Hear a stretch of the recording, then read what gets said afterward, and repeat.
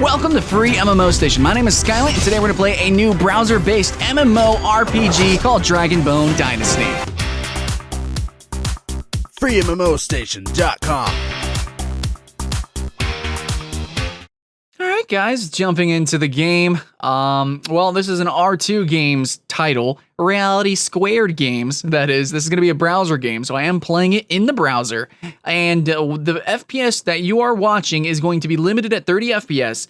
But the game itself, I'm literally just in the character creator, and it seems like it's going to be a whole 4 FPS. So it's really not me. Normally, I would want to render at 60 and play at, like 120 or higher. But, it's, limitations with certain games. So it looks like it's going to be a bad game. But who knows? That's not always the case. It could be really fantastic, and it just has, sort of like staggered frames so that lesser machines can run on it. I'm really going to try to justify this game, okay, guys? Like, that's what this first impression is going to be. Mainly, I come into games with an open mind. Of course, I have certain biases, but, I came into a lot of R2 Games titles, and I didn't like them. Now, I did like one. There was actually one, can't remember the name, kind of forgettable, because they actually changed up the formula and made it autoplay. But before it was autoplay, it was actually a beat-em-up kind of like brawler. It reminded me of Streets of Rage or Castle Crashers. It was actually pretty decent, other than being pay to win. And then they also made it autoplay. Now, this might be one of those games as well, but I'm going to come into this and I'm going to really try to actually give it a shot and sort of explain why they are doing what they are doing. And, just trying to excuse some of it. But basically, guys, it's not running at 60 FPS. And normally I'd be like, this is garbage. But there are reasons. Maybe so it can run on netbooks. Maybe so it can be transferred over to mobile development. I don't know. This isn't so bad. There has been worse animations on games. Like, I played on Super Nintendo. Like, it's totally fine. They're taking 3D models and they're using them as, like, sort of like framed animations. So it's essentially a 2D picture of a 3D model. You understand what I'm saying? And that's kind of how that's how they made Donkey Kong and Killer Instinct. Rare actually pioneered the technology. So a little bit of gaming history for you guys. And it's just, it's kind of dated, but it can be kind of artistic. Anyways, so yes, guys, I'm totally maybe going to be a little bit sarcastic with this game, with this first impression. I'm really going to try to give it an optimistic sort of tone. Okay, so let's actually get into the video, shall we? Anyways, it looks like we got 3 classes, guys, and you can choose between male or female. And if we start out with this armor, that's really gorgeous armor. So we could choose between a barbarian, a sorcerer, and a rogue. However these play, I don't know. And yeah, the female classes are the same. Okay, so it looks like the models are the same too. I don't know if there's going to be actual character creation. It doesn't seem so. Anyways, we're going to play as a female, probably barbarian. This looks pretty good, actually. I mean, like, the models themselves kind of seem tasteful. Like, it's super ridiculous high fantasy, absolutely. But, I mean, look at, like, there's a lot of detail in these armors. Like, it looks really good if you can actually see through the FPS. And yes, I know it's super sexualized, but, I mean, it looks good. The male characters look pretty decent. The armor's tasteful. Overall, the art is tasteful, and the art is probably going to look good. Every time I do reviews on these kind of games, the art itself is generally very good. So whoever is doing this art, whoever they are outsourcing this art to, even if they're stealing the art, like, I'm just saying it's good looking, okay? So let's be optimistic. It says right here, you can actually switch classes later on, don't worry about it. The Barbarian, wielder of the Dragon Moon Blade. Okay, so both barbarians use, well, I mean, it's kind of weird to say the Dragon Moon Blade when this one looks totally different to this one, so I don't know about that. This one actually looks way cooler than the other. This looks really unique. I don't really know what's going on with that one. And it's an expert at slaughter. An expert at slaughtering. That's pretty interesting. Conversations usually end in blood. Oh, wow, so edgy. Specialty, a survivor. High AoE damage, good versus enemy buffs and bosses. Classic tank. Classic tank as in, they have a giant freaking two-handed sword with no shield.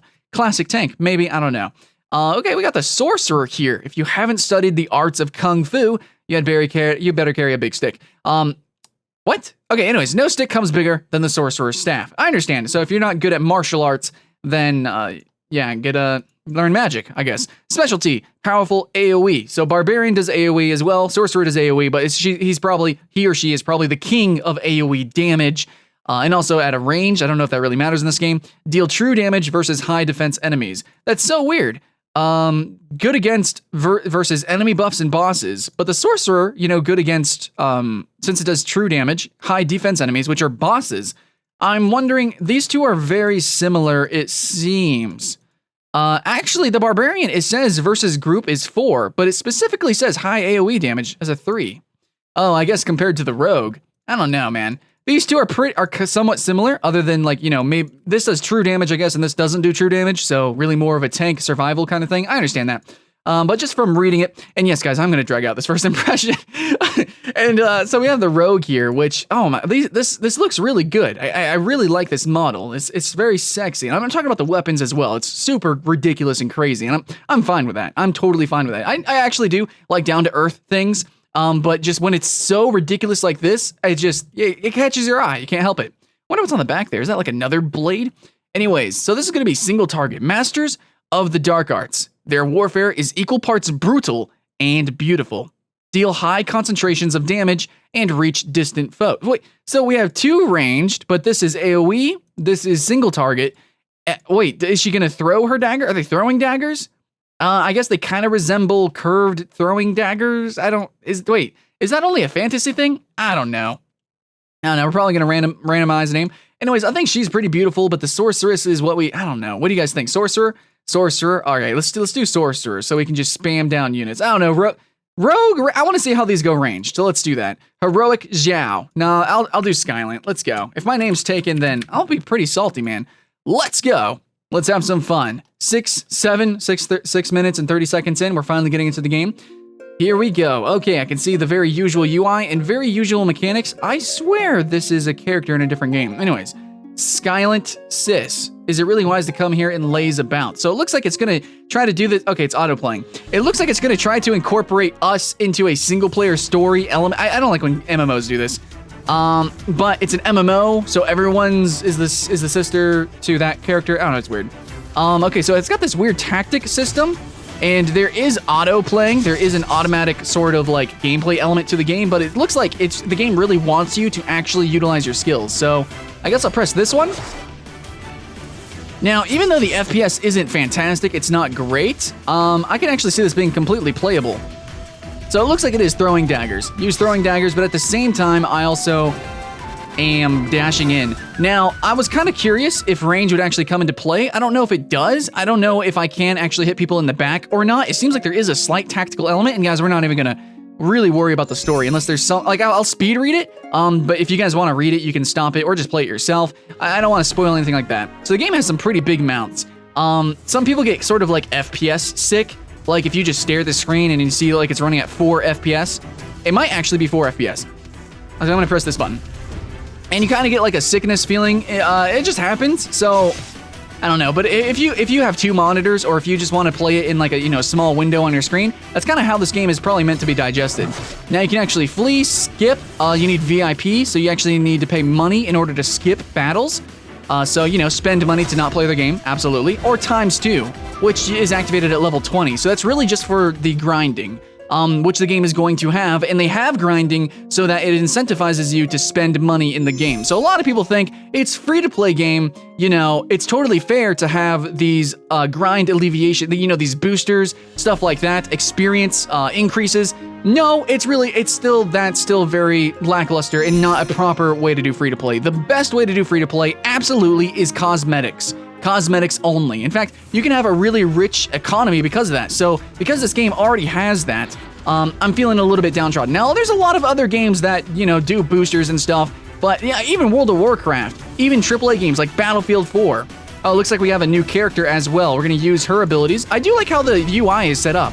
You have 2 abilities each, which some people think that that's not a lot of, strategy. But when you have their positioning, and when you have a game like this, the timing, it does come into effect. I mean, it's not as complex as a standard Japanese, not action RPG, but Japanese RPG. Yeah, it's not as in-depth with all the different spells, but in the end, most of the spells you get on those characters are kind of superfluous.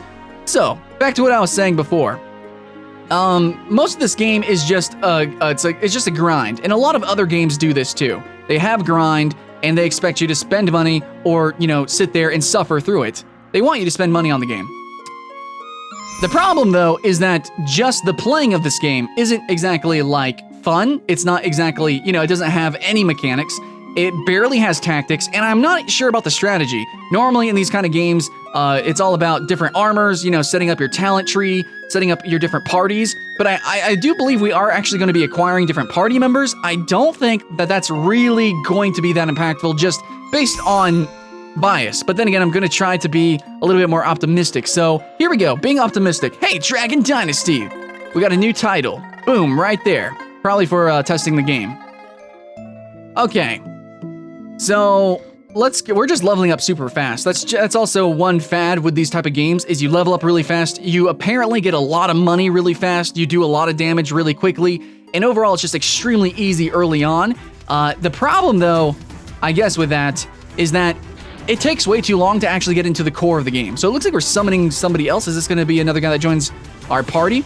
I am a stalwart ally, blah, blah, blah. He's going to be our tank. So I guess normally DPS is going to be middle, tank is going to be up top, and healers are going to be in the back, and that's generally how the game is going to be played. And that is going to be your party system. I do appreciate that the game, even though it has autoplay features, that it does at least have an element of tactics and a little bit of strategy, though we haven't really seen the strategy. And by the way, guys, if you hear me a lot in these first impressions, I'll compare and contrast strategy and tactics. Those are two different things, actually. Like, tactics, it would be like the positioning during a battle, and the strategy would be like your different armor pieces that you might want to do, or your different party formations, you know? So, like, if you want to go with a team of all tanks and then just kind of do some sort of weird cheese build, or maybe you want to have snipers in the back and then just have 2 rows of tanks, so then you can have like a literal tank lineup and shoot like a cannon. Yeah, you know, that's the strategy of it. And you go into a match with your strategy, but then during the fight, that's the tactics, the decisions you make. So anyways, I normally, whenever I review games, which I guess you can say first impressions are reviews, though they're not full reviews, guys. And yes, we are still skipping the story. I like to do it based off of mechanics, tactics, and strategy. Those are the 3 core elements of any game to me. I guess you could say the art, as well, maybe the story, like certain themes, you could say maybe, but in the end, that's all very subjective. But mechanics, you know, the actual physical playing of the game, the tactics, the decisions of actually playing the game, and the strategy of going into the game. Yeah, I think that is a little bit more like you can act almost like numbers. Like, okay, it's not as tangible as certain things, but you know, if you're gonna review anything, you can review those 3 things. It's hard to review art sometimes, like pixel art, you know, or this kind of art. Some people would say this art is kind of cheesy, but at the same time, some people would say this is really freaking good, and obviously it's higher fidelity than pixel art. So, you know, there's that. But though, I will admit, it's kind of jarring. If you aren't used to this art style with the 3D rendered models on 2D art, it can be a little bit weird. I think it can be totally passable, and I have played some games that have been like this. It could be great. Yeah, I don't know, but this game maybe not. Now this guy, we have a commander's son, obviously super duper high level. It looks like he has 4 abilities, but I only see 2, so we're gonna use this and just hit fight. So it kind of works in turns. Now the animations aren't horrible. I mean, they're kind of, you know, staggered and a little bit awkward, but it's not the worst. It's definitely not the worst. All right, let's just use these 2 abilities. Now this guy's special. I'm not sure why he's special. He's commanders, and he's a rogue. So I'm not sure what's going on with that. If we can switch, can I switch weapons? Do I get a bow? I want a bow. Okay, so this guy's super strong. It gave us a taste of, you know, what a high-level player character might be able to do or go with. Okay, so clickety-clacking. And guys, if you see any art from any other game, if you see any or hear any music, or just anything, you know, if you see anything from another game, please let us know, because a lot of these Chinese games, yeah, they do copy from other games, and honestly, I am not interested in playing or sharing any games that do that. So if you see that, you know, just let us know. Be like, oh, this is art from this game.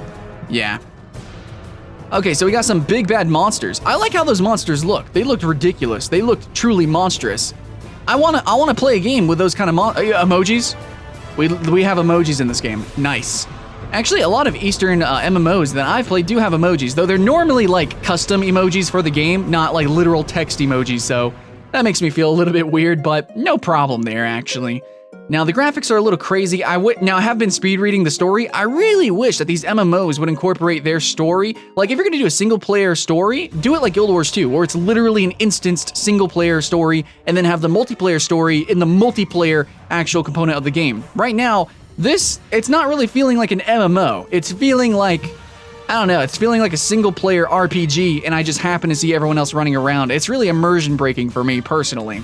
I think there's ways to do, like, MMO quest, and actually make it immersive and do it right. Like Elder Scrolls Online, that did it okay. Guild Wars 2, how it separated its different quests, does it all right. I think so. I think we're long past the day. Like, I mean, come on, dude. We're pretty smart people, man. We can write good stories. However, it seems like it's pretty copied and pasted. Anyways, and I also really don't like these sort of notifications, especially since I just started the game. I'm really not a fan of these notifications. I think it's kind of cool to see notifications in certain types of games, like in an open world PvP game, I'll see like, oh, the Horde has invaded this Alliance town. That's kind of interesting, I guess, but dude, let me get through the tutorial first before you spam my UI. It's always a problem with these Chinese games. Very intensive UI elements, though this game I will say it's a little bit toned down. I'm not being bombarded with, here's a reward here, spin the wheel to get a super reward here. Anyways, look at this guy's art, fantastic. But yeah, I think I can actually count the frames of this guy's animation. Which normally isn't a problem with pixel art, because that is very original pixel art. However, this is 3D rendered images. Oh, this guy looks really cool. Now, I will say that all these guys look very interesting. Like, all these models look very cool, and I don't know if they're taken from other games. I'm really hoping they're not. If they're original models, then that's really awesome, because they do look really cool. Absolutely fantastic. We're fighting a guy called Magnus, by the way, guys. And see, we're doing ridiculous numbers. Okay, so we have our player character doing almost no damage. And then these other characters doing huge amount of damages. I can move camera, and I get tips. Burn inflicts damage as a percentage of target's total HP. That took a while to type out there. Anyways, so it does have a mobile-esque sort of star system. So if you kill this guy before a certain amount of turns or whatever, you get stars, which means higher rewards. Maybe there's going to be leaderboards and challenges and stuff like that. That's pretty exciting. That's pretty cool. I can also say that overall the UI, for being a game like this, it's got a really tame UI. I mean, it's probably not as tame as I'd want it to be, but then again, it's the kind of type of game it is. So, okay, yeah, I don't know. Okay, things are happening and I'm forced to click all over it. Like if I was a slow reader, this would be almost mind-blowingly annoying. But luckily I can just speed read all of this. Luckily I can just real quickly see on the screen, and they do have big-ass arrows to show you what to click on, but sometimes there are things that go by when I'm not paying attention, or I'm looking over at the art or something, and emoji, Anyways, sometimes, yeah, I'm just looking at somewhere else, and then it'll autoplay, and then move on to the next screen, and I don't like that. Anyways, we're done with the prologue, so I'm guessing we're really getting into the game. I kind of wish I didn't see any players until then. Kind of wish it had a proper single-player tutorial, or a proper multiplayer tutorial, but, you know, whatever. So, we're just moving around, we're just auto-playing. Essentially, the game is moving by itself, and the game probably will completely autoplay to a point, especially if you get the VIP. So, I mean, the art looks really good. Like, look at this. The colors are popping. It's very tastefully done. The isometric view is okay. Like, look at this, dude. The art is very, very decent. I want to say it's great, of course, but the FPS does. I put that into the art category because it is the visual, it's the display, it's what's feeding my eyeballs. So, I can't say it is truly great. But like, can you imagine this on mobile devices? And just imagine for 1 second a game that looked like this and kind of played like this, but then actually, it didn't autoplay for you.